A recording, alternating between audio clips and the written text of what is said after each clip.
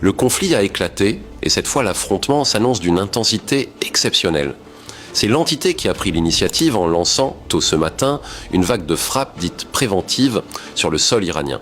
Les événements marqueront durablement les chroniques de l'histoire. Les objectifs visés comprenaient des installations militaires, des infrastructures associées au programme nucléaire et balistique, ainsi que, selon certaines sources proches de l'entité, des figures majeures du pouvoir iranien, notamment le guide suprême Ali Khamenei et le président Massoud Pezeshkian. Toutefois, l'impact réel de ces frappes ciblées demeure difficile à confirmer à ce stade.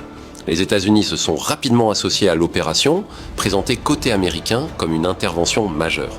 Le président Donald Trump a déclaré publiquement que des frappes d'envergure étaient en cours, affirmant qu'elles visaient à neutraliser des menaces jugées imminentes émanant du régime iranien, en particulier sur le plan nucléaire et balistique. Il a également appelé la population iranienne à reprendre le contrôle de son destin politique. En réaction, Téhéran a annoncé une contre-offensive par l'intermédiaire des gardiens de la révolution islamique. Une première salve importante de missiles et de drones a été dirigée vers l'entité, tandis que des tirs auraient aussi été signalés en direction de bases américaines situées dans la région. Les sirènes d'alerte ont retenti à travers Israël, notamment à Tel Aviv, Jérusalem et dans d'autres grandes villes. Les habitants se sont précipités vers les abris et les stations de métro pour se protéger.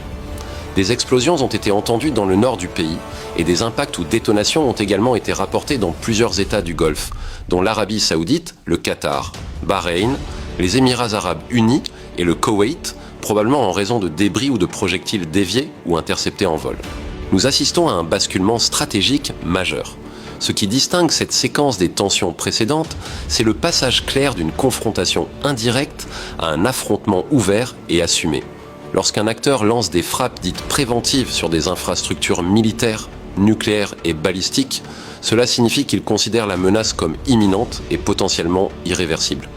Une frappe préventive n'est jamais anodine. Elle traduit la conviction que le temps joue contre soi. Cela suggère que l'accélération du programme militaire iranien était perçue comme un point de non-retour. Cependant, ce type d'action comporte un risque énorme. Si les frappes ne neutralisent pas totalement les capacités adverses, elles déclenchent presque mécaniquement une riposte massive. C'est précisément ce que l'on observe avec le lancement de missiles et de drones en direction d'Israël et potentiellement vers des bases américaines. L'entrée rapide des États-Unis change profondément l'équation. À partir du moment où Washington s'implique directement, le conflit cesse d'être strictement régional. Il prend une dimension stratégique globale car il engage une puissance disposant de capacités militaires supérieures et d'alliances étendues. La logique devient alors celle de la dissuasion élargie. Montrer que toute escalade aura un coût disproportionné. Le problème est que chaque camp affirme agir pour neutraliser une menace, mais chacun renforce en réalité la perception d'insécurité de l'autre. C'est le dilemme classique de sécurité, ce qui est présenté comme défensif par l'un est perçu comme offensif par l'autre.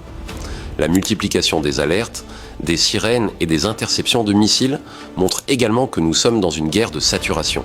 Les systèmes de défense aérienne peuvent intercepter une partie des projectiles, mais leur efficacité dépend du volume des attaques.